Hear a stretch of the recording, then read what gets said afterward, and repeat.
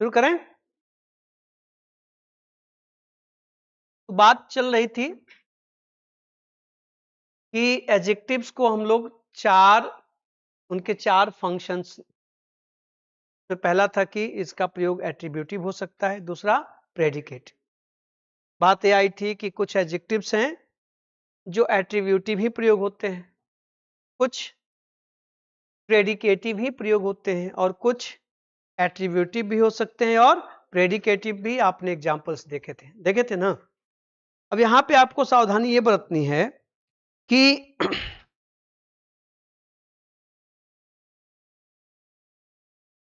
जैसे आप जब चीजों को देखेंगे तो वहां पर यह सावधानी बरतनी है कि बहुत से वर्ब्स होते हैं जो एट्रीब्यूटिव ही होते हैं, प्रेडिकेटिव नहीं हो सकते। अगर आप उनको प्रेडिकेटिव लेके जाएंगे तो फिर मीनिंग बदलेगी। कुछ हैं जो कि आप चाहे एट्रीब्यूटिव में यूज करें चाहे प्रेडिकेटिव में यूज करें, कोई फर्क नहीं पड़ेगा। आप कह सकते हैं कि this is a red shirt. देखिए, एट्रीब्यूटिव है कि नहीं है, नाउन से पहले आया है। आप ये भी कह सकते हैं कि दिस शर्ट इज रेड। अब यहां पे क्या हो गया, प्रेडिकेटिव हो गया। तो अब जैसे ऐसे तमाम एडजेक्टिव्स हैं जिनको आप चाहे एट्रीब्यूटिवली यूज करें चाहे प्रेडिकेटिवली, इससे कोई फर्क नहीं पड़ेगा। लेकिन बहुत से ऐसे एडजेक्टिव्स हैं जो एट्रीब्यूटिव ही यूज होते हैं, प्रेडिकेटिव होते ही नहीं। और उनमें से कुछ ऐसे हैं कि अगर आप उनको प्रेडिकेटिव में यूज करेंगे तो उनकी मीनिंग बदल जाएगी, उनका सेंस बदल जाएगा, है ना। जरा उनकी भी चर्चा कर ली जाए, तब यह एट्रीब्यूटिव प्रेडिकेटिव की कथा पूर्ण होगी। ठीक है, चलिए शुरू करिए। देखिए, बैड को लिखना जरूरी है क्या है, क्या जरूरत है, हर चीज छापना जरूरी नहीं है। मैं जो बोला उसको लिखे। लिखिए, bad good, bad good,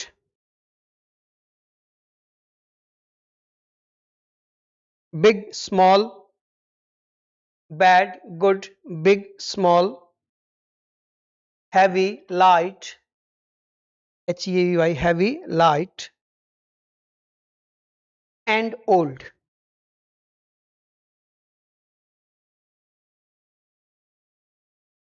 and old का प्रयोग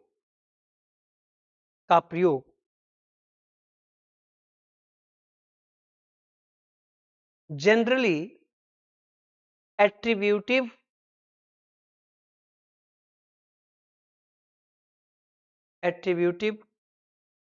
पोजीशन में ही होता है,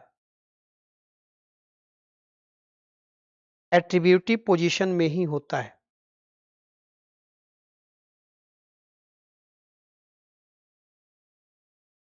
ठीक है, जनरली एट्रीब्यूटिव पोजीशन में ही होता है।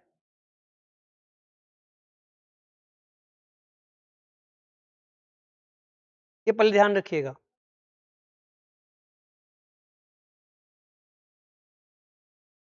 आप जब इनका प्रयोग प्रेडिकेटिव करेंगे तो प्राइमा फेसाई तो होता नहीं है।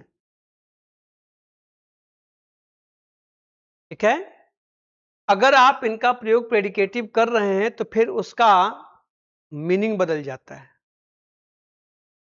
ठीक है, यदि यदि इनका प्रयोग प्रेडिकेटिव पोजीशन में होता भी है,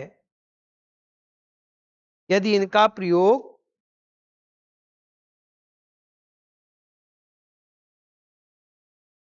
प्रेडिकेटिव पोजीशन में होता भी है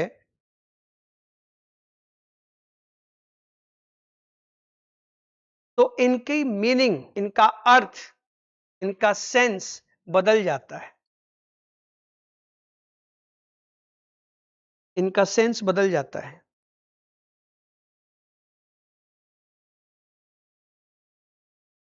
ना। अब देखिए जरा,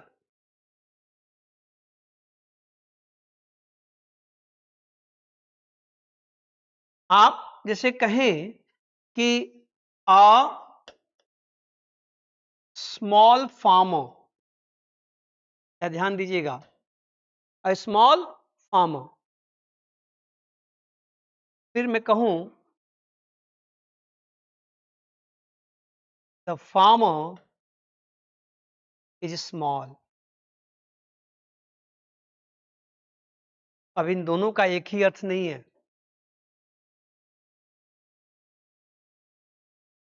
अ स्मॉल फार्मर का मतलब है कि वह बहुत कम जमीन का मालिक है, एक छोटा सा किसान है जो एक आध बिस्वा, दो बिस्वा या एक आध एकड़ की खेती करता है, उसके पास ज्यादा जमीन नहीं है। And the farmer is small का मतलब है कि किसान का कद छोटा है। ये उसकी आर्थिक अवस्था को बता रहा है और ये उसकी शारीरिक अवस्था को बता रहा है।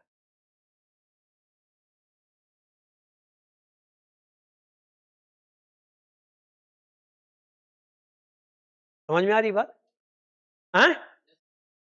तो पहली चीज आपने जो लिखा, इन एडजेक्टिव्स का प्रयोग जनरली एट्रीब्यूटिव होता है। अगर आप इनको प्रेडिकेटिव में लेकर गए तो फिर वो अपना सेंस बदल देते हैं। ये देखो, जैसे मैं कहूं कि अ हैवी ड्रिंकर, ठीक। अगर मैं कहूं कि दिस ड्रिंकर इज हैवी,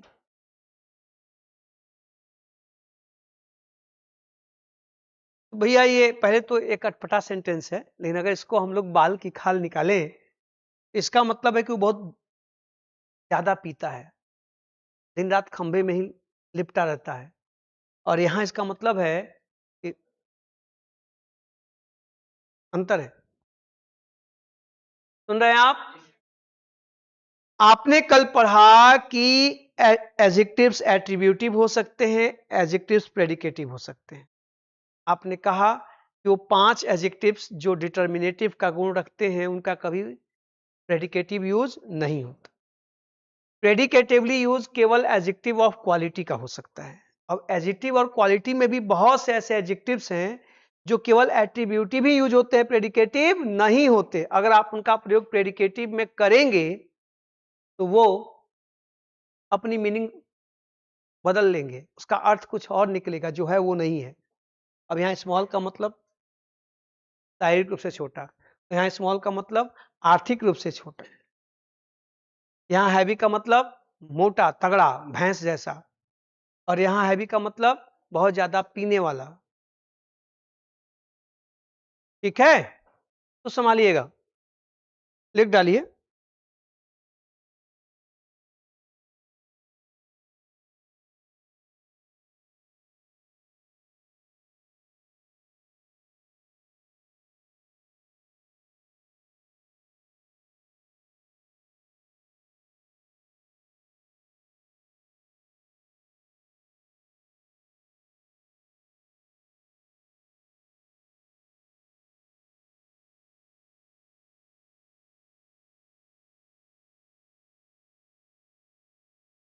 जल्दी जल्दी क्विक लिखिए।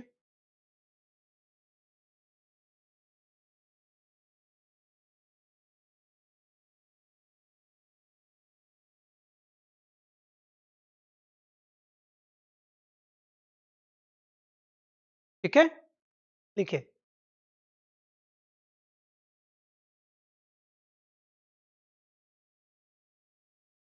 Little, little LITTLE, little, young, old, little, young, old.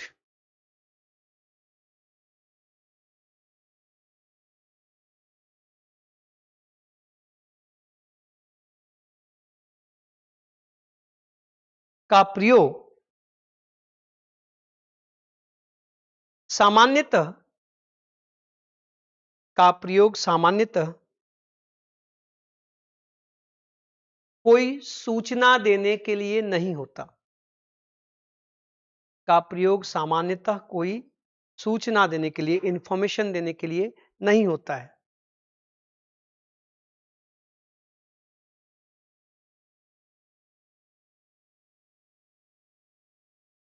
बल्कि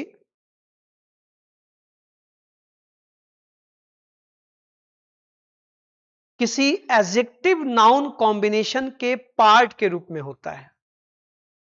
किसी adjective noun combination, adjective hyphen noun ना, एडजेक्टिव नाउन कॉम्बिनेशन, किसी एडजेक्टिव नाउन कॉम्बिनेशन के पार्ट के रूप में होता है। ये इंपॉर्टेंट बात जानिएगा। ओल्ड यंग को इतना गंदे तरीके से हम लोग यूज करते हैं कि अब क्या कहा जाए।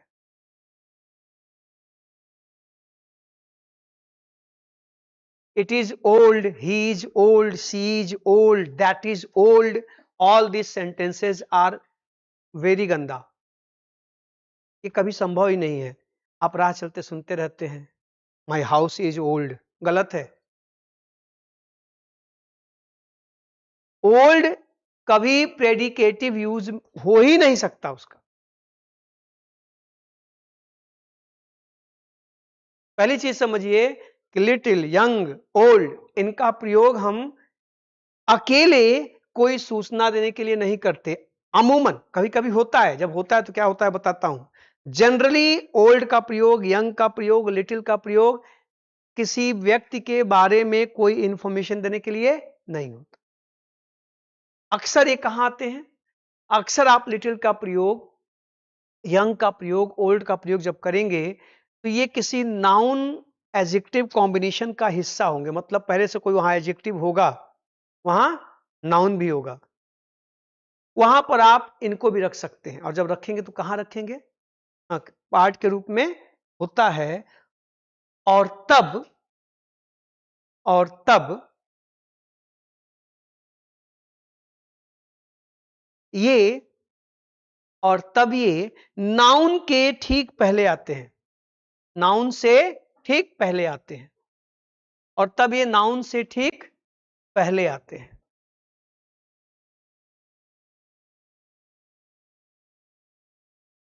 ये देखो, आप कहोगे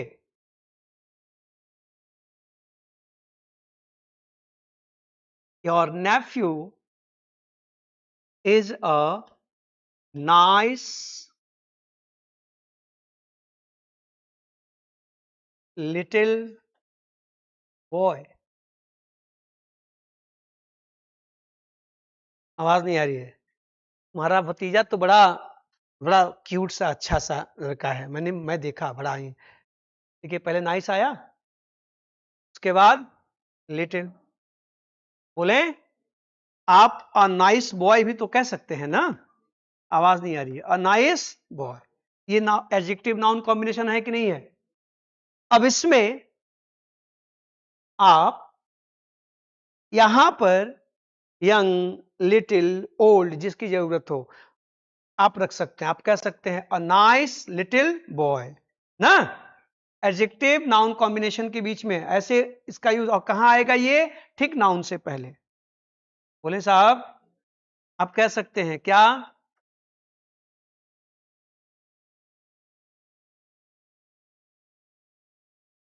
अ स्मार्ट यंग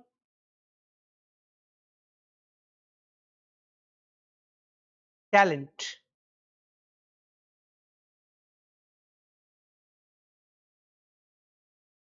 ये देखिए, अ स्मार्ट यंग टैलेंट, एक युवा और स्मार्ट प्रतिभा, नाउन के ठीक पहले आएगा।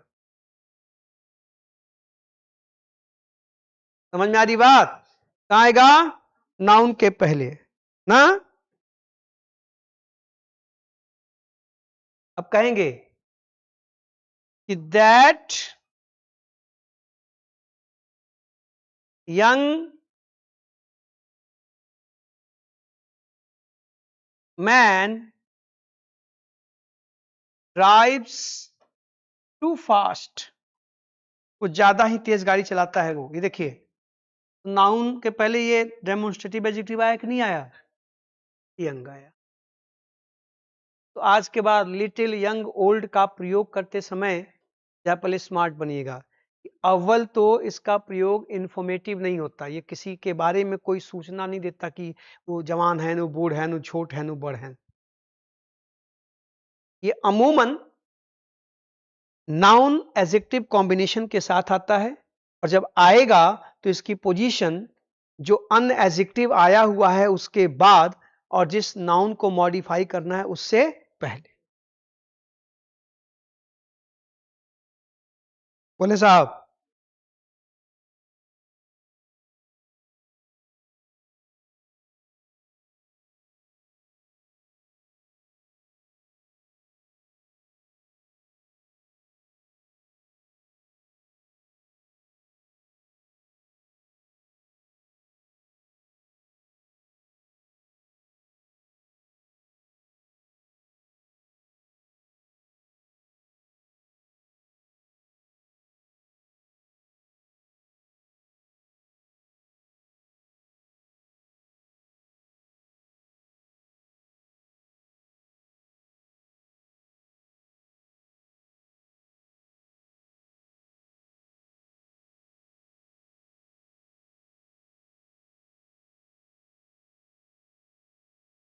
बोले ठीक है ना?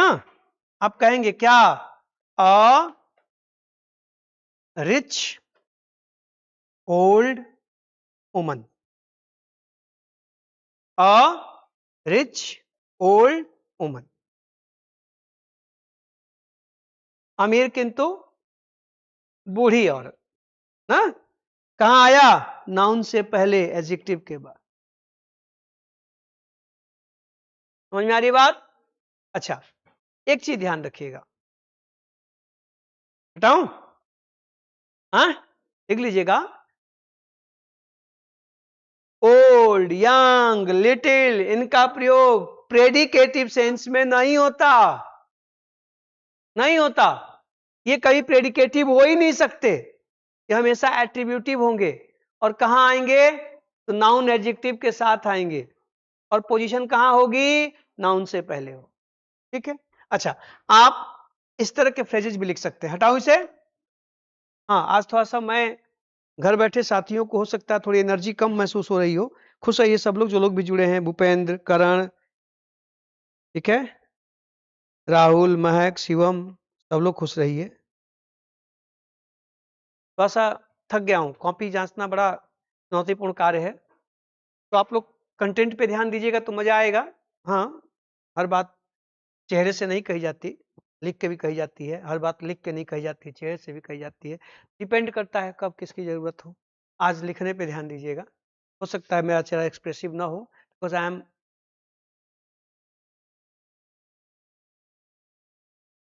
फीलिंग, आई फील फैटिग, थका हुआ महसूस कर रहा हूं। कोई बात नहीं, आप मुद्दे पे आइए। देखिए जरा, आप ऐसे फ्रेज भी लिख सकते हैं क्या?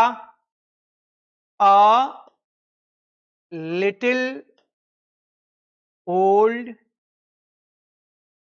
वुमन। कहना भी ऐसे ही चाहिए, है ना? क्योंकि देवियों को बुढ़ापे से डर लगता है, कोई बूढ़ा नहीं होना चाहता। कहावत भी है कि पुरुष की आय और स्त्री की उम्र नहीं पूछनी चाहिए, है ना? एक थोड़ा सा हल्का फुल्का जोक जो है, जोक तो जोक है कि ट्रेन में दो महिलाएं नीचे के बर्थ पे बैठ के बतिया रही थी। एक पुरुष ऊपर सोया हुआ था, तो पूछ रही थी कि अच्छा आपकी उम्र क्या हुई? दोनों ठीक ठाक अवस्था में थी ना, प्रौढ़ावस्था में थी। ये अभी तो बस 24-25 साल मेरी उम्र हुई। अच्छा अच्छा, और आप? अब आपसे तो छोटी ही हूँ, मैं 18-19 साल की हूँ अभी। तब तक ऊपर से वो कूद पड़ा, धड़ाम से गिरा। तो क्या हुआ? कहा मैं अभी पैदा हुआ हूँ। ये ठीक है, हंसने के लिए है, इसको सटायर मत समझिएगा। ये कहा जाता है कि स्त्रियों की उम्र नहीं पूछनी चाहिए, पुरुषों की आय नहीं पूछनी चाहिए, है ना। पता नहीं जो भी इसके पीछे लॉजिक हो। तो भाई अब जैसे किसी को सीधे कह देना कि अरे वो बूढ़ी है, तो हो सकता है बुरा मान जाए। ठीक है, थोड़ा थोड़ा अ लिटिल ओल्ड वुमन, मतलब थोड़ी, मतलब बूढ़ी भी नहीं है जवान भी नहीं है ना, 40 के बाद बुढ़ापा आने लगता है। अब देखो जरा, लेकिन ध्यान रखिए करेक्ट है, लेकिन ये मत कह देना कि अ लिटिल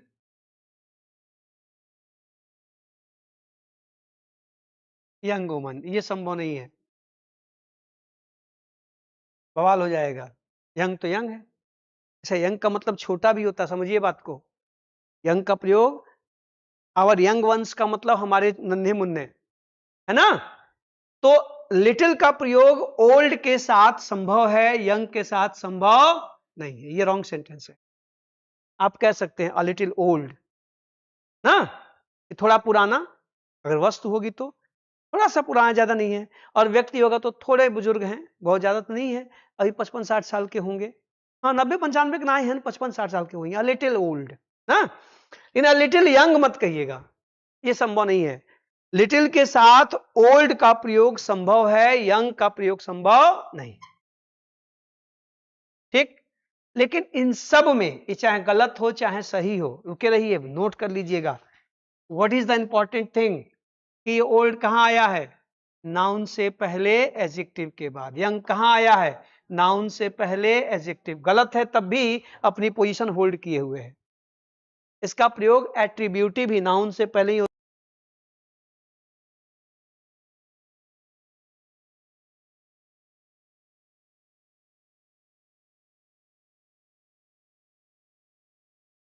गया। लेकिन मैंने आपको लिखाया कि नॉर्मली इनका प्रयोग इंफॉर्मेटिव नहीं होता, मतलब ये किसी चीज की इंफॉर्मेशन नहीं देते, कभी कभी ये इंफॉर्मेशन भी देते हैं। और जब ये इंफॉर्मेशन देते हैं तो ये जो यंग है, ये जो ओल्ड है, फिर ये एडजेक्टिव से पहले चले आते हैं। तो लिखिए, यदि कभी, यदि कभी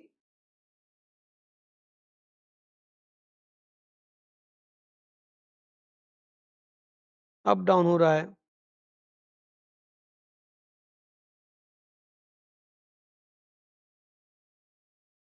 क्या लिखा, यदि कभी यंग ओल्ड का प्रयोग इंफॉर्मेशन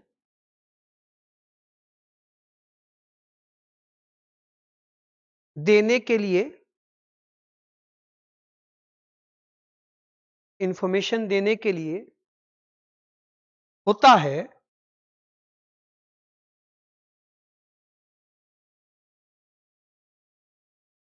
देने के लिए होता है, तब इनकी पोजीशन, तब इनकी पोजीशन एडजेक्टिव से पहले होती है। इनकी पोजीशन एडजेक्टिव से पहले होती है। ये देखिएगा जरा,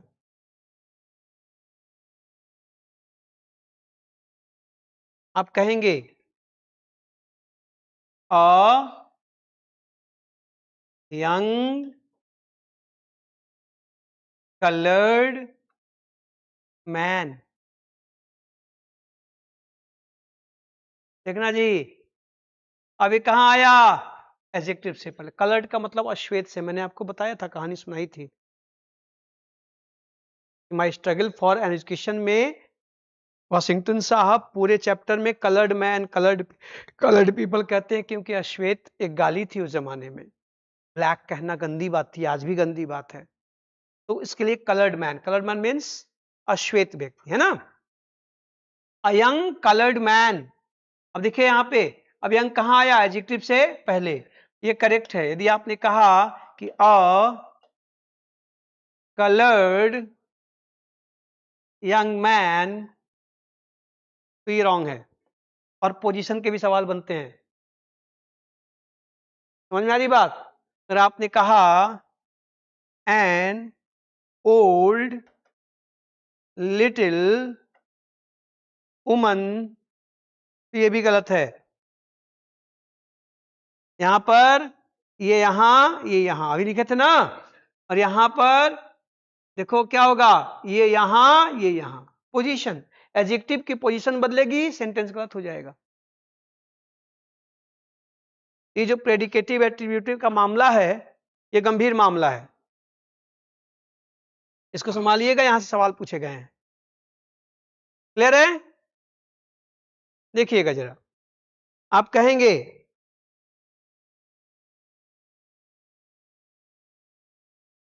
यहां लिख दूं ऊपर, an old Welsh harp, harp मने बीड़ा होता है, जो लेके बैठी है सरस्वती माता, ठीक है। और वेल्स देखो यहां पे एडजेक्टिव है, प्रॉपर एडजेक्टिव है ना। और ओल्ड देखिए कहां आया है, an old Welsh harp, Welsh origin बता रहा है कि जो बीड़ा है कहां की बनी हुई है, वेल्स की बनी हुई है। और कैसी बीड़ा है, तो पुरानी बीड़ा है। आप इस ओल्ड को बाद में नहीं रख सकते। और ये क्वेश्चन पूछे गए हैं जहां सिर्फ एडजेक्टिव आगे पीछे कर देने से पूरा का पूरा सेंटेंस गलत हो गया है, संभालिएगा।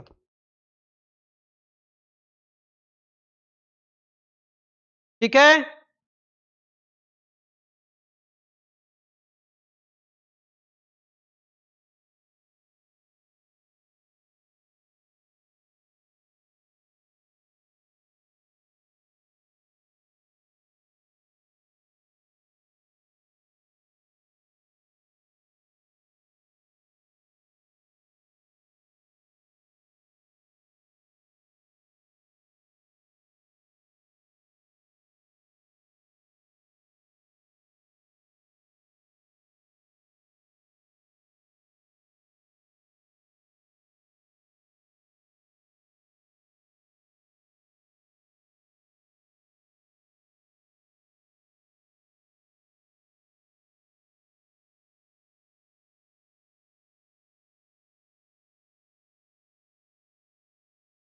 क्लियर हो गया?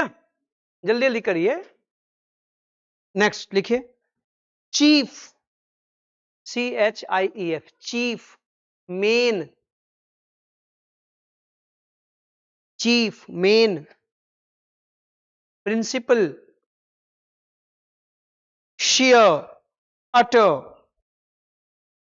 Chief main principal sheer utter, SHEER sheer, UTTER अटर,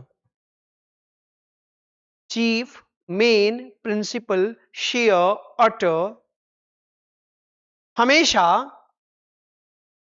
नाउन से पहले आते हैं, अर्थात एट्रीब्यूटिव होते हैं ना, नाउन से पहले आएंगे। आप इनको प्रेडिकेटिव यूज नहीं कर सकते, हमेशा नाउन से पहले आएंगे।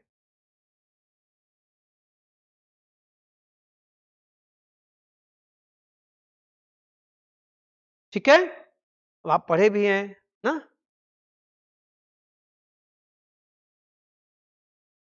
Share chance, main course, principal object, हमेशा देखो ये पहले आएंगे, नाउन बाद में आएगा। ठीक है, फ्राइटेंड, पॉइंट बना के जाइएगा, सब पॉइंट बनाइएगा। फ्राइटेंड, FRIGHTENED, फ्राइटेंड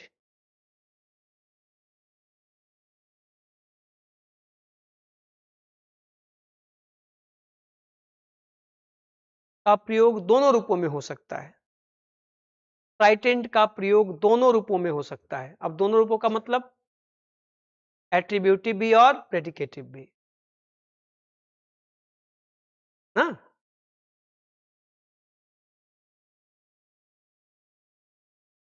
लिख लीजिए नेक्स्ट पॉइंट, सब पॉइंट बना के लिखिए, अब कुछ एग्जांपल नहीं देना, आप समझ गए हैं, आप इसको यूज करिएगा। Afraid, AFRAID, afraid, upset, अड्रिफ्ट,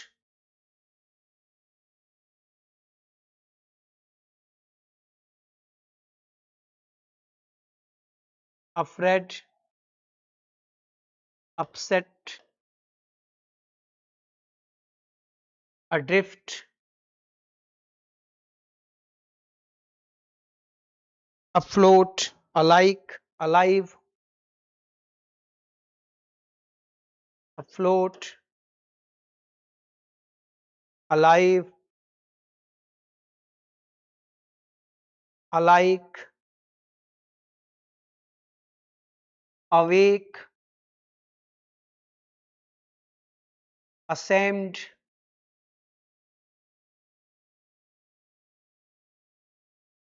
alone, asleep, alone, asleep.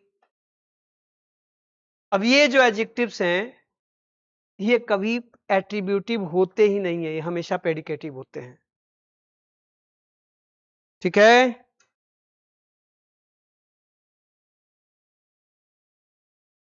का प्रयोग हमेशा वर्ब के बाद होता है, का प्रयोग हमेशा वर्ब के बाद होता है।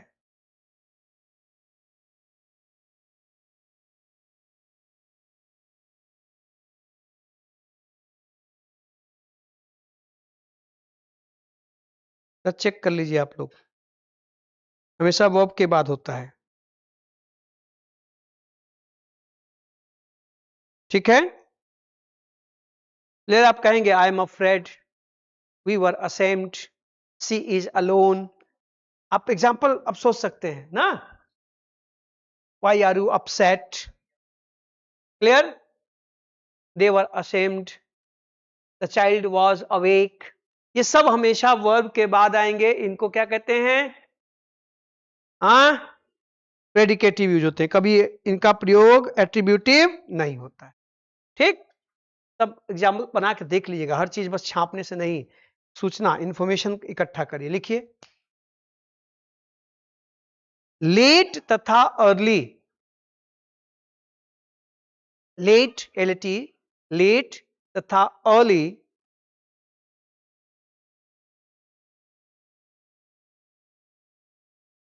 की मीनिंग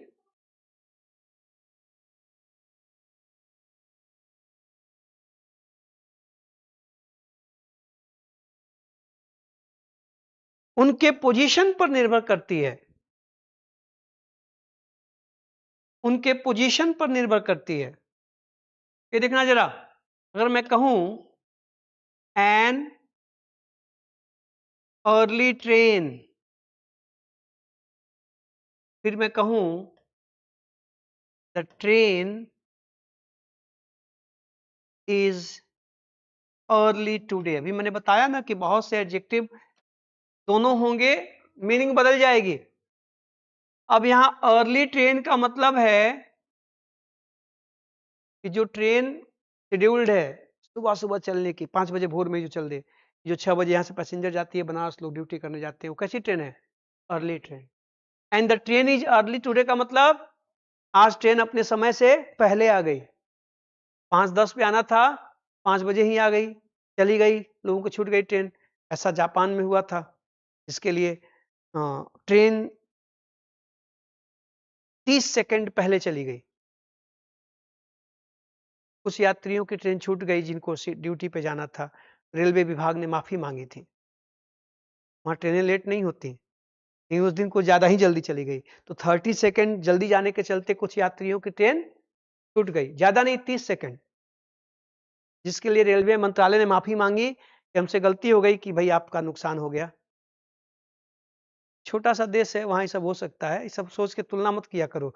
सोचो इंडिया, अरे हद हो गई, एक उत्तर प्रदेश में पता नहीं कितने जापान हो जाएंगे, क्या को बतिया रहे हो, सबको तर्क है, खुद को गाली देना है।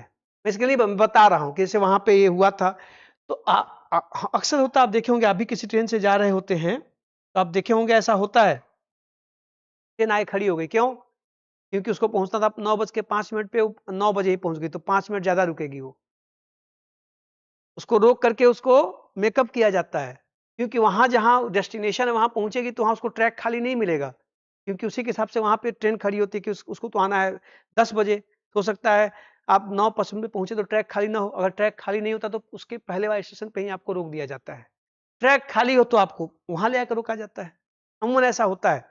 और ऐसा नहीं होता है, ऐसा आजकल रोज हो रहा है। चौरी चौरा रोज आधा घंटा पहले आके खड़ी जाती है।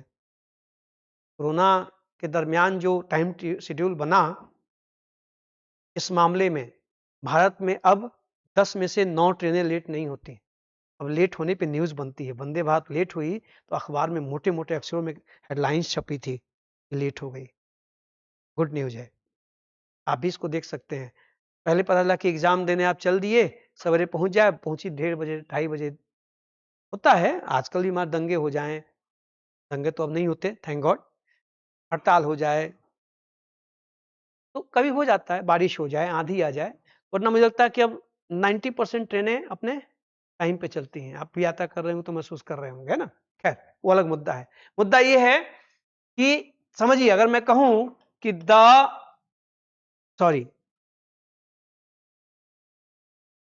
अ लेट ट्रेन, और लेट ट्रेन या लेट बस का मतलब क्या है कि जो देर रात से, रात को 12 देखिए, इसे अमूमन कुछ लोग जाते हैं आजमगढ़ गोरखपुर बस से, तो वो जैसे विवेक सर तो खा पी के रात को वहां 11-12 बजे पहुंचेंगे, अंतिम बस पकड़ेंगे रात भर, तो खाली भी रहेगी, रात भर तार के सोते हैं, सवेरे गोरखपुर पहुंच जाते हैं।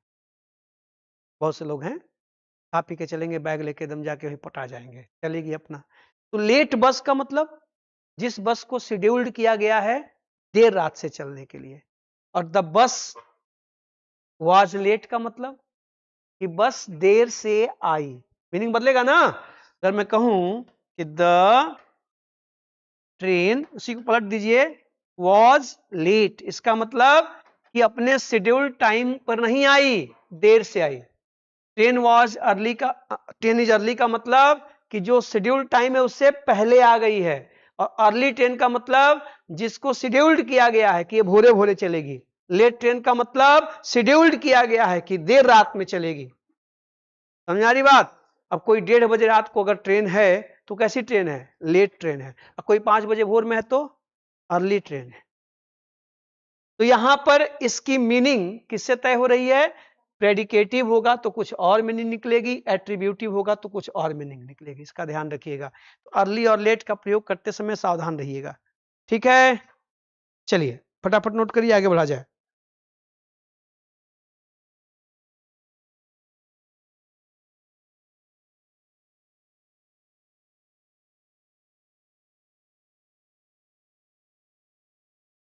ठीक है,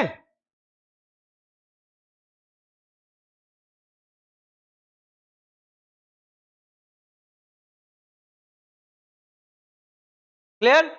हाँ संभालिएगा, वरना गुड़ का गोबर हो जाएगा। हटाऊं,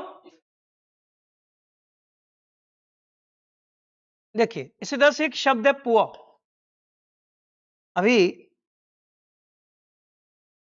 कल ही चर्चा हो रही थी, कल या परसों, कल नहीं, कुछ दिन एक आध 2 दिन पहले मैंने आपको कहा था, देखिए पुअर शब्द है, पुअर। अब इस पुअर का 2 मतलब है, एक गरीब, मतलब नॉट हैविंग इनफ मनी, है ना, नॉट हैविंग इनफ मनी, जिसके पास पर्याप्त पैसा नहीं हो, पुअर है। और इस पुअर का मतलब वीक भी होता है, कमजोर भी होता है। आवाज नहीं आ रही है, होता है ना, वीक मतलब कमजोर, ठीक, या इनएडिकेट ना। वीक का मतलब अनफॉर्चुनेट भी होता है, इसका मतलब वीक भी होता है, इसका मतलब अनफॉर्चुनेट भी होता है। अब जरा ध्यान दीजिएगा। अब पुअर शब्द का प्रयोग आप सेंटेंस में कहां करेंगे, ये प्रेडिकेटिव होगा कि एट्रीब्यूटिव, इसका फैसला इसकी मीनिंग से होता है। जब इस पुअर का मतलब गरीब है, जब ये गरीब है ना, कैन होल्ड इधर पोजीशन, कैन होल्ड इधर पोजीशन। जब पुअर का मतलब गरीब है तो आप इसका प्रयोग एट्रीब्यूटिव और प्रेडिकेटिव दोनों कर सकते हैं। बोलो, आप कह सकते हैं अ पुअर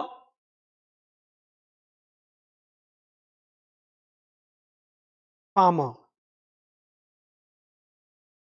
ठीक, या आप कह सकते हैं द फार्मर इज पुअर या वॉज पुअर, जो भी कहना हो, दोनों का एक ही मतलब है, गरीब किसान। मेरी बात, हाँ, यहां वो स्मॉल वाला मामला नहीं है। जब इसका मतलब गरीब है तो इस सेंस में आप इसको एट्रीब्यूटिव भी यूज कर सकते हैं और प्रेडिकेटिव भी यूज, कोई प्रॉब्लम नहीं। सुनाई दिया? ठीक है, फटाफट नोट करिए, जगह बने।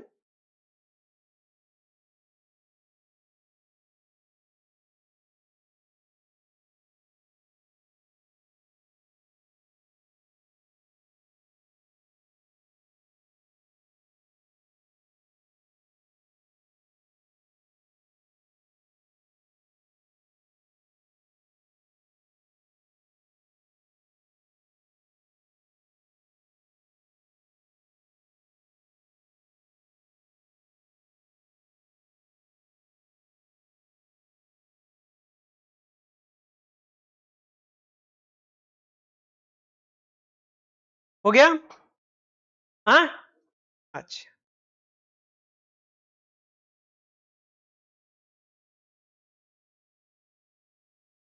फटाफट करिए, सब सूचनाएं हैं। आप शायद अब क्वेश्चंस करें, प्रैक्टिस करें, एग्जाम दें, तो आपको ये पता चले कि इस एक पुअर ने, एक अर्ली ने, एक लेट ने, एक ओल्ड ने मेरा नंबर खाया था, क्योंकि लोगों ने बताया था कि ये बस आपने इसको एक बना लिया ढांचा। मोहन इज ओल्ड, इसका कोई मतलब ही नहीं है। शी इज यंग, ये गंदा सेंटेंस है। आवाज नहीं आ रही है। और राकेश इज स्मॉल का मतलब है कि राकेश नाटा है। आप अ स्मॉल राकेश नहीं कह सकते। आवाज नहीं आ रही है। आप कहेंगे राकेश स्मॉल, इसका मतलब राकेश कदकाठी में छोटा है। तो ध्यान से सवाल बहुत गहराई से पूछे जाते हैं और आप उस कॉन्सेप्ट के साथ कोचिंग पढ़ते हैं कि जो आता है वो पढ़ो। आता क्या है जरा लोग हमको बता दे भाई। ये देखिए जरा, अभी जो पुअर है, इस पुअर का एक मतलब क्या होता है? अनफॉर्चुनेट। सुभाष पटेल जी लिखे हैं कि बेचारा, हाँ बिल्कुल सही बात है ना। तो कहते हैं, कुछ सुनते हैं क्या हुआ, अरे यार एक नंबर से बेचारा फेल हो गया, तो लोग कहते हैं पुअर गाय, मतलब बेचारा ना, अनफॉर्चुनेट ना, बोलते हैं लोग ना कि बेचारा जो है बताओ ना, एक नंबर से गया। बिल्कुल सही आपने लिखा है कि एक बेचारा। तो यहां पुअर का मतलब अनफॉर्चुनेट है। इस अवस्था में ऑलवेज precedes द नाउन, तभी हमेशा नाउन से पहले आएगा।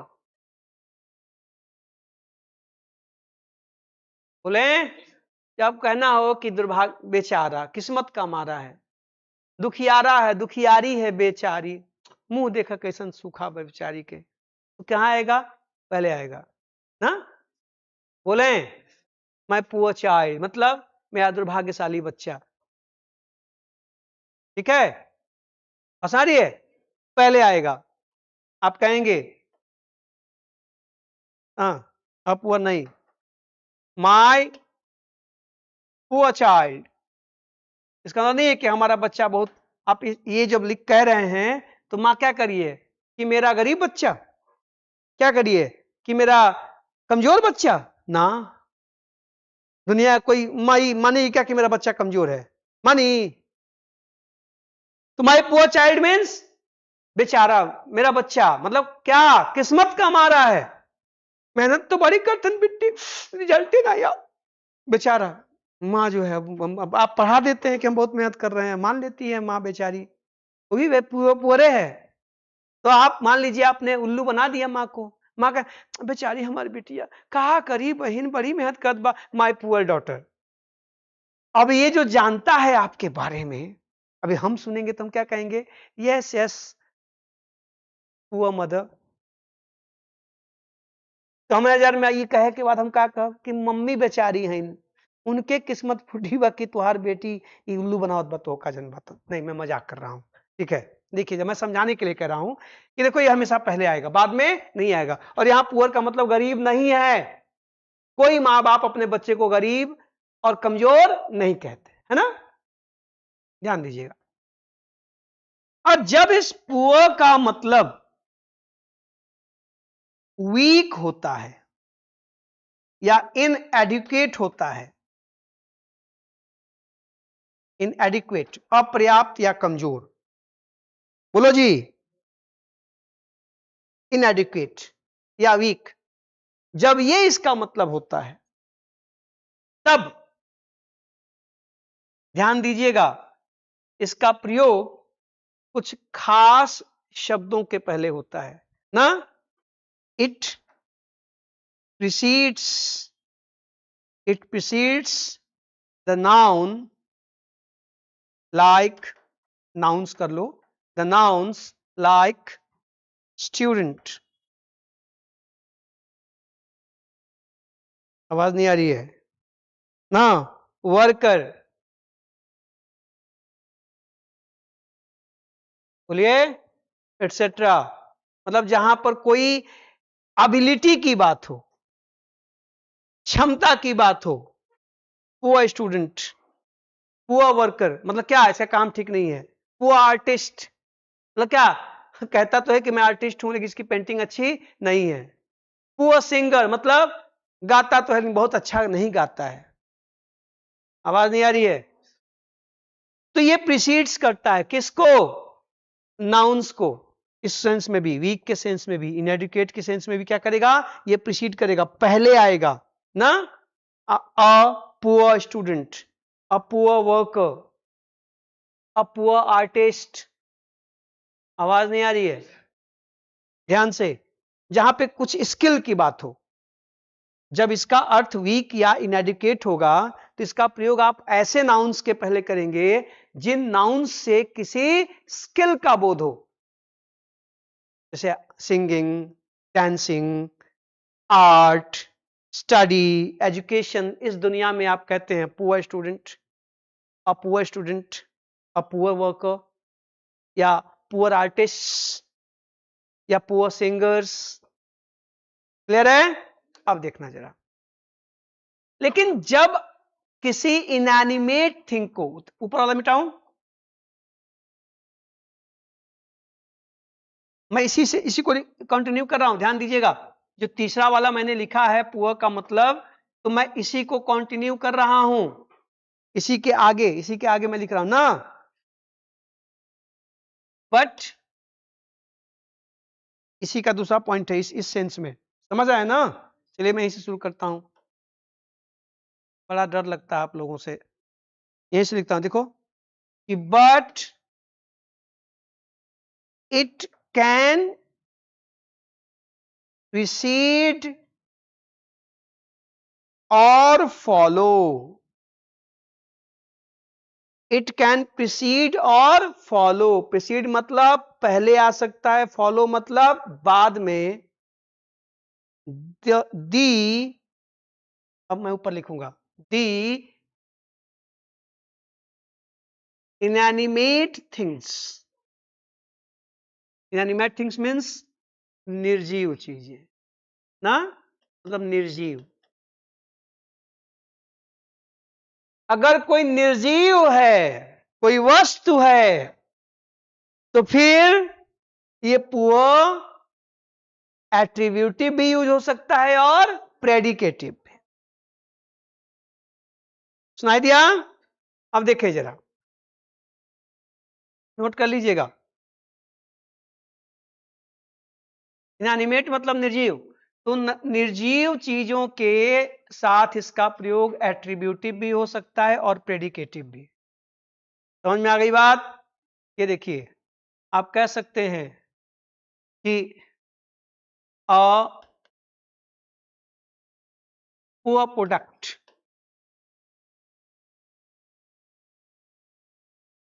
आपका जो उत्पाद है ये बहुत ही घटिया है, खराब है। आप ये भी कह सकते हैं कि द प्रोडक्ट इज पुअर ना। आप कह सकते हैं it was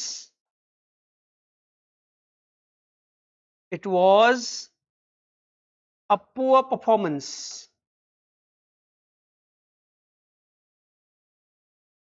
it was a poor performance. अथवा आप ये भी कह सकते हैं योर परफॉर्मेंस वॉज पुअर।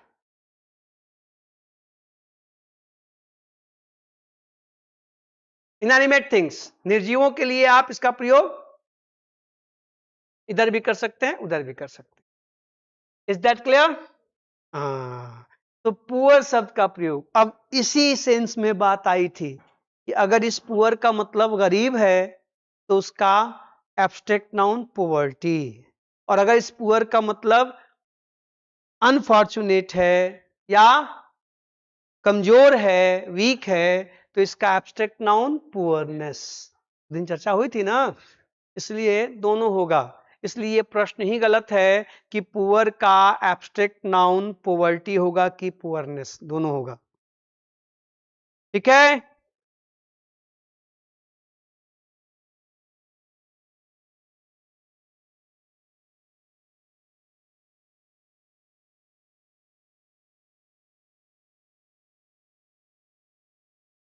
आनंद नहीं आ रहा है? हाँ, क्या पढ़ रहे हैं हम लोग? एडजेक्टिव पढ़ रहे हैं, ठीक है ना जी। और आप जाके चेक करें, सब पे सवाल बना हुआ है।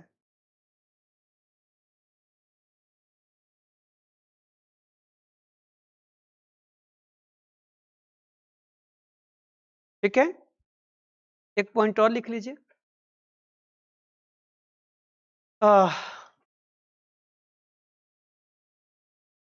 विमलेश, विमलेश, नहीं नहीं साहब, अच्छा पानी है तो यहाँ है, चलिए।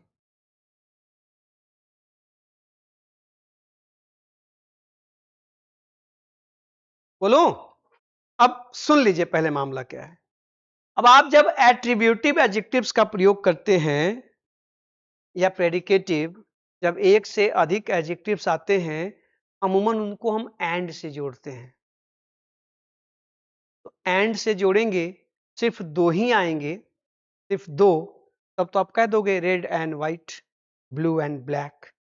अगर दो की जगह तीन आ जाएं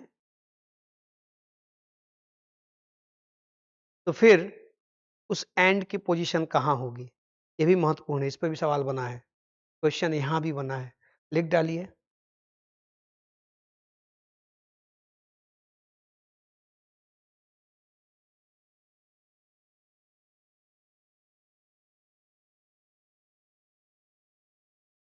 जब एट्रीब्यूटिव एडजेक्टिव्स जब एट्रीब्यूटिव एडजेक्टिव्स एंड से जोड़े जाते हैं,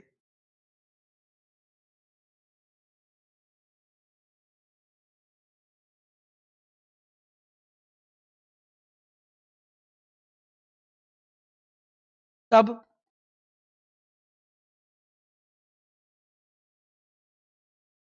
एंड को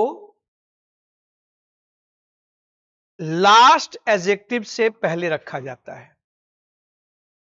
एंड को लास्ट एडजेक्टिव से पहले रखा जाता है।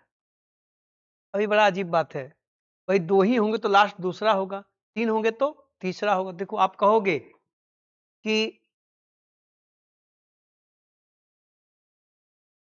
अ red and white carpet, red and white carpet, मतलब जो कारपेट है, कालीन है, वो सफेद और लाल है।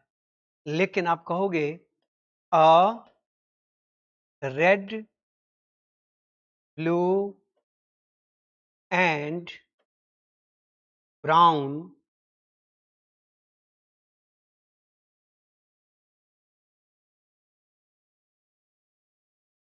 में अ ग्रीन व्हाइट, आप समझ गए मैं क्यों मिटाया? समझ गए क्या? नहीं समझे? किस्मत खराब है मेरी। अ ग्रीन व्हाइट एंड सैफरन में ओ होता है कि ई? ओ होता है ना, सैफरन फ्लैग। क्यों मिटाया था? मैं अपने राष्ट्रीय ध्वज को लिखना चाहता था, मैं किसी और का लिख रहा था, तो क्यों दूसरे का लिखा जाए, इंडिया का लिखा जाए ना। अ ग्रीन व्हाइट एंड, देखो जब तीन आ गए तो एंड कहां आ गया? लास्ट के पहले। आगे बात समझ में कि जब आप जोड़ेंगे तो दो ही होंगे तब तो ठीक है, दोनों के बीच आएगा। लेकिन अगर तीन हो गए तो एंड की पोजीशन लास्ट वाले के साथ रखिए, ठीक है। अगर तीनों कोऑर्डिनेट कर रहे हैं तो अलग अलग हैं तो बात ही अलग है। तो आप कहोगे अ red flag, a red carpet, a blue carpet, a white carpet, तब तीन कारपेट हो गए ना।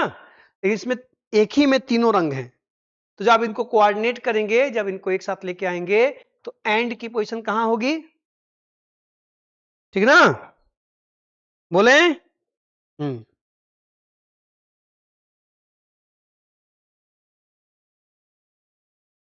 अब कहेंगे कि द डे वॉज, अब प्रेडिकेटिव देखिएगा, ये तो एट्रीब्यूटिव था, प्रेडिकेटिव द डे वॉज, ये तो छूट गया है। प्रेडिकेटिव का भी ध्यान रखिए कि ये एट्रीब्यूटिव है, ये क्या है? एट्रीब्यूटिव है। अब प्रेडिकेटिव देखिएगा, the day was cold, wait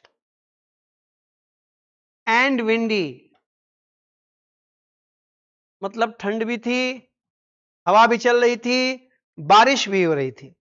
देखिए कहां आया? लास्ट ना। तो चाहे आप एट्रीब्यूटिव यूज करें चाहे प्रेडिकेटिव, जब दो से अधिक एडजेक्टिव्स आते हैं और वो एक दूसरे से कोऑर्डिनेट करते हैं, मतलब ठीक है, वो एक ही की विशेषता, ये ध्यान रखना है कि ये तीनों एक ही झंडे की विशेषता बता रहे हैं, ये तीनों एक ही दिन की विशेषता बता रहे हैं। हाँ डे छूट गया, लिख लो द डे ना। तो तीनों डे की ही विशेषता बता रहे हैं। जब ऐसी सिचुएशन होती है और एडजेक्टिव्स आते हैं तो उन्हें हम एंड से जोड़ते हैं, और जब वो दो से अधिक होते हैं तो एंड को हम लास्ट वाले से पहले रखेंगे, इसी का ध्यान रखना है, चाहे एट्रीब्यूटिव में यूज करें चाहे प्रेडिकेटिव। क्लियर? आइए भैया आगे बढ़ा जाए। इस एंड से भी सवाल पूछा जा चुका है, क्वेश्चन कुछ भी पूछ सकता है, आप जगह रहिए। हटाऊं? No sir. The day was cold wet and windy, a green white and saffron flag, a red and white carpet. ठीक है, देखिएगा जरा, अब एक मामला समझिए। हम लोग अब तक ये पढ़ चुके हैं कि एडजेक्टिव एट्रीब्यूटिव हो सकते हैं। हम लोग 4 फंक्शंस पढ़ रहे हैं, किसके? एडजेक्टिव्स के अभी फिलहाल। कि एट्रीब्यूटिव हो सकते हैं, फिर प्रेडिकेटिव, प्रेडिकेटिव में हम लोग घुसे तो बवाल ज्यादा हो गया, कोई बात नहीं। तीसरा जो इसका फंक्शन है कि इन्हें आप इंटेंसिफायर वेरी के द्वारा मॉडिफाई कर सकते हैं। इनके पहले एंटी इंटेंसिफायर्स का प्रयोग हो सकता है, और स्पेशली वेरी का प्रयोग। आप कहोगे इंटेंसिफायर्स क्या हैं? तो इंटेंसिफायर्स को मैं डिटेल में पढ़ाऊंगा जब मैं एडवर्ब पढ़ाऊंगा। एक्चुअली वे एडवर्ब्स जो किसी एडजेक्टिव या एडवर्ब की विशेषता बता सकते हैं उन्हें इंटेंसिफायर्स कहा जाता है। आवाज नहीं आ रही है? क्या कर सकता है? इंटेंसिफायर्स ना। ये दो तरह के होते हैं, एक एम्पलीफायर्स होते हैं, एक डाउन टोनर्स होते हैं। इंटेंसिफायर्स दो प्रकार के होते हैं, एडवर्ब में चर्चा होगी, एक एम्पलीफायर्स, एक डाउन टोनर्स। एम्पलीफायर्स बढ़ाकर बात करते हैं, डाउन टोनर्स घटा के बात करते हैं। क्वाइट गुड, ठीक है बा, very good, so good, amplifiers हैं। क्वाइट गुड ठीक ठाक है, रेदर गुड हाँ अच्छा है, ये क्या है? डाउन टोनर्स है। जो क्वालिटी है उस क्वालिटी को बढ़ा चढ़ाकर बोलें या तो घटाकर बोलें। तो intensifiers are those adverbs which modify an adjective or another adverb। जो एडवर्ब्स किसी एडजेक्टिव या किसी अन्य एडवर्ब खुद की विशेषता बताते हैं उन्हें इंटेंसिफायर्स कहा जाता है। उनमें से एक इंटेंसिफायर है वेरी। ये जो एडजेक्टिव्स होते हैं ये उस वेरी के द्वारा मॉडिफाई हो सकते हैं। हालांकि ये बात दूसरी है कि आगे चल के आप जानेंगे कि आप हर जगह वेरी का प्रयोग नहीं कर सकते, क्योंकि इसका प्रयोग केवल ग्रेडेबल एडजेक्टिव्स के साथ होता है, नॉन ग्रेडेबल के साथ नहीं होता है। अभी आगे चर्चा होगी, फिलहाल बेसिक बात समझिए कि चार मुख्य बातें आपको जाननी है एडजेक्टिव्स के बारे में। पहला कि ये एट्रीब्यूटिव हो सकते हैं, दूसरा ये प्रेडिकेटिव हो सकते हैं, तीसरा इनके पहले इंटेंसिफायर्स का प्रयोग हो सकता है। सुनाई दिया? Like very, very good, very tall, very beautiful, very smart. Clear? और चौथा जो मामला है इसको बस सुन लीजिए, आगे आप आएंगे तो पढ़ेंगे कि इनको आप कॉम्परेटिव और सुपरलेटिव के रूप में लिख सकते हैं। पॉइंट बना ही लो, जब लिखा है तो लिख लो, तीसरा फंक्शन लिख ही लो। Third function, they can be pre modified by the intensifier very. दो हुआ था ना, तीसरा थर्ड क्या है? थर्ड फंक्शन दे, लिख ही लो, can be pre modify, pre modified by the intensifier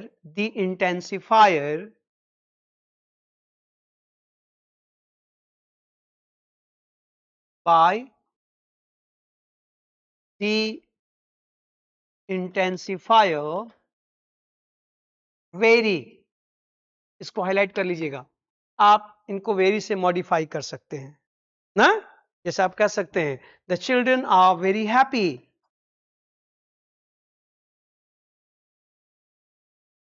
the children are very happy, बच्चे बहुत खुश हैं। देखिए आया ना? ठीक,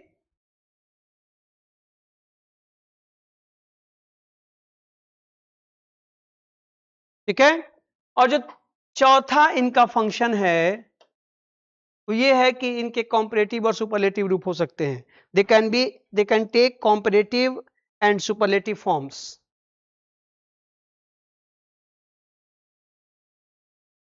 अब इन सब पे चर्चा आगे होगी, हम लोग डिग्री भी पढ़ेंगे। They can take comparative and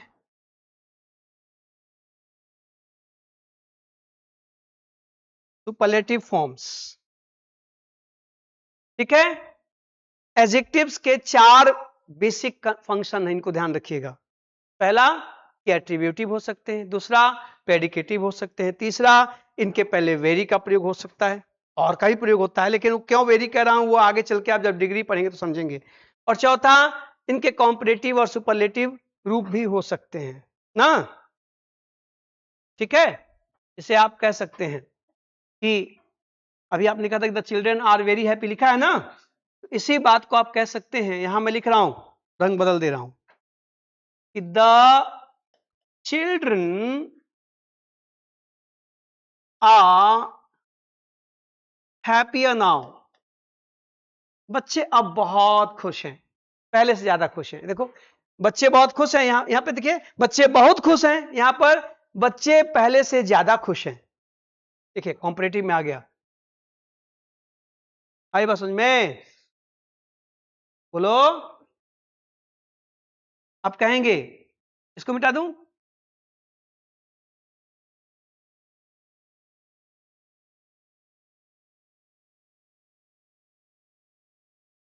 These students are more intelligent. ये बच्चे ज्यादा बुद्धिमान है, ज्यादा तेज हैं, more intelligent ना। आप कहेंगे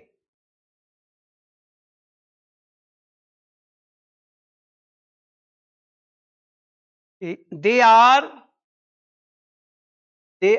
the most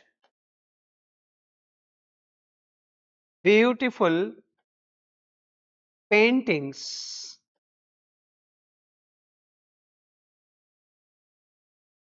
I have ever seen. मैंने आज तक जितने ही पेंटिंग्स देखे इनसे अच्छा कोई पेंटिंग मैं नहीं देखा है। ये देखिए, सुपरलेटिव में प्रयोग, सुपरलेटिव में प्रयोग मोस्ट, है ना।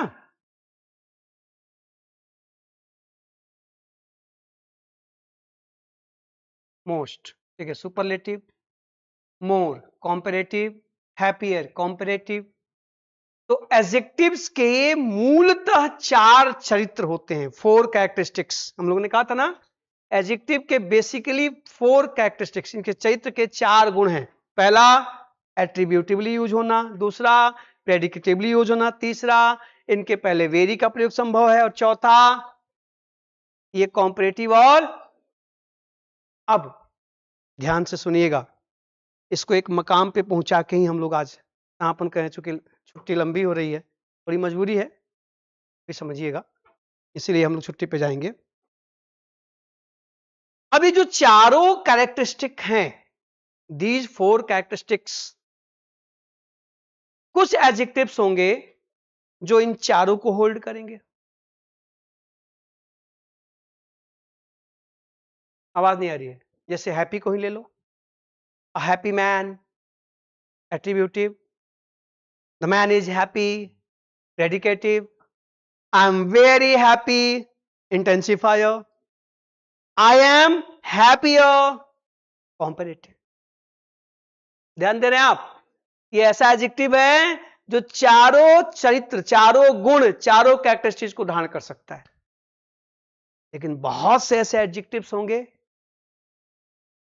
जो कोई 2 को ही धारण करेंगे, कोई 1 को ही धारण करेंगे, 3 को ही धारण करेंगे, शुरू के 2 को धारण करेंगे, मतलब एट्रीब्यूटिव और प्रेडिकेटिव, कुछ लास्ट के 3 को धारण करेंगे, कुछ लास्ट के 2 को धारण करेंगे, कुछ होंगे जो पहला धारण करेंगे दूसरा नहीं धारण करेंगे। अभी आपने देखा कि कुछ एट्रीब्यूटिव भी होते हैं, प्रेडिकेटिव नहीं। आवाज नहीं आ रही है? कुछ प्रेडिकेटिव होते हैं, एट्रीब्यूटिव नहीं। देखा आपने ना? तो ये जो 4 कैरेक्टरिस्टिक्स हैं जो मैंने आपको बताया, कि किसी भी एडजेक्टिव की औकात मापने के लिए, उसके प्रयोग को समझने के लिए आपको इन 4 फंक्शंस पर फोकस करना चाहिए। पहला, कि एडजेक्टिव एट्रीब्यूटिव हो सकता है, एडजेक्टिव प्रेडिकेटिव हो सकता है, एडजेक्टिव के पहले वेरी का प्रयोग हो सकता है, और एडजेक्टिव का कॉम्परेटिव या सुपरलेटिव हो सकता है। सुनाई दिया? लेकिन चारों के चारों सब के पास नहीं होते। सबको 26 गुण वाली, 36 गुण वाला नहीं मिलता। लोग कहते हैं ना कि 36 गुण मिल गवा रहा, तो सबको नहीं मिलता। कभी किसी को मुकम्मल जहां नहीं मिलता, कभी जमी तो कहीं आसमान नहीं मिलता। गजल है, फिल्मी गजल है, कि तेरे जहान में ऐसा नहीं कि प्यार न हो, मगर जहां उम्मीद हो इसकी वहां नहीं मिलता।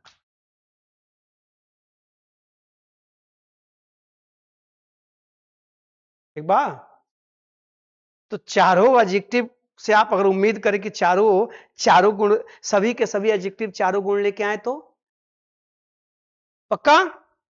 अब सुनो, ध्यान से सुनिएगा। एडजेक्टिव्स के 2 और नाम मिलते हैं। एक नाम मिलता है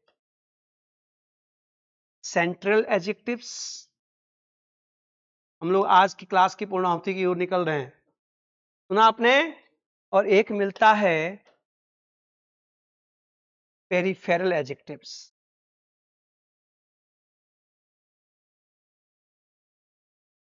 जान लीजिए, तब होली मनाने के लिए निकलिएगा आप लोग।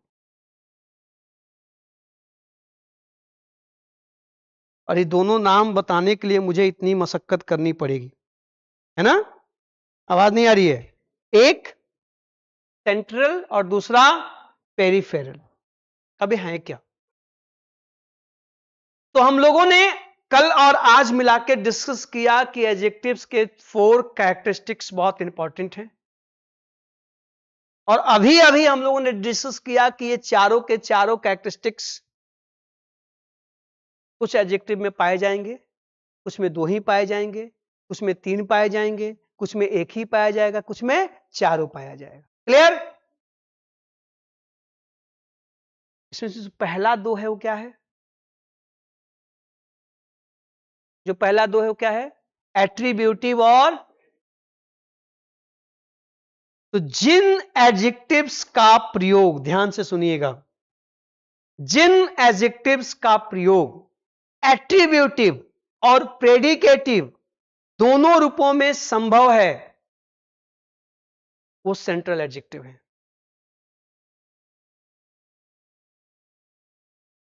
नहीं दिया?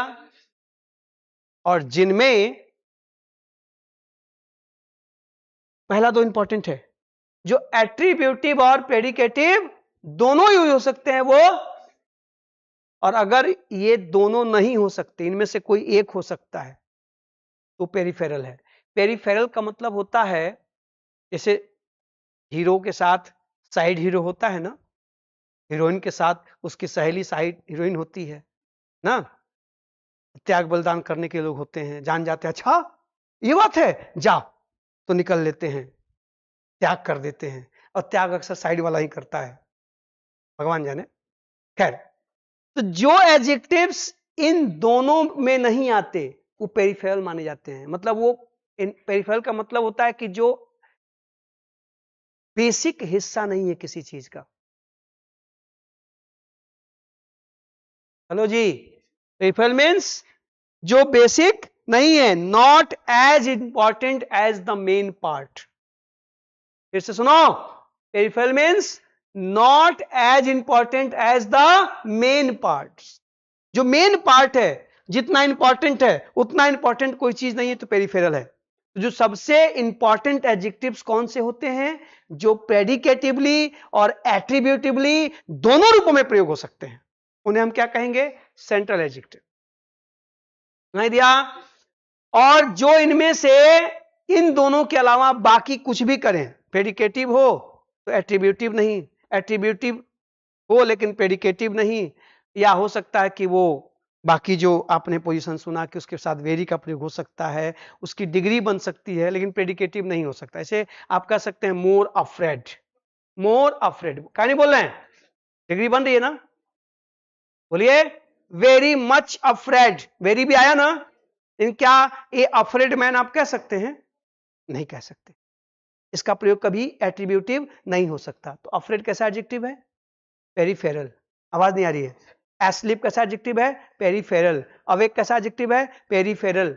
बोलते रहो पक्का। अर्ली कैसा एडजेक्टिव है? हे प्रभु, मैं सुसाइड कर लूंगा। सेंट्रल। अभी मैंने दिखाया an early train, the train is early. Use हुआ कि नहीं हुआ? प्रेडिकेटिव भी हो सकता है और एट्रीब्यूटिव। हैप्पी कैसा एडजेक्टिव है? सेंट्रल। गुड कैसा एडजेक्टिव है? सेंट्रल। टॉल कैसा एडजेक्टिव है? सेंट्रल। क्यों?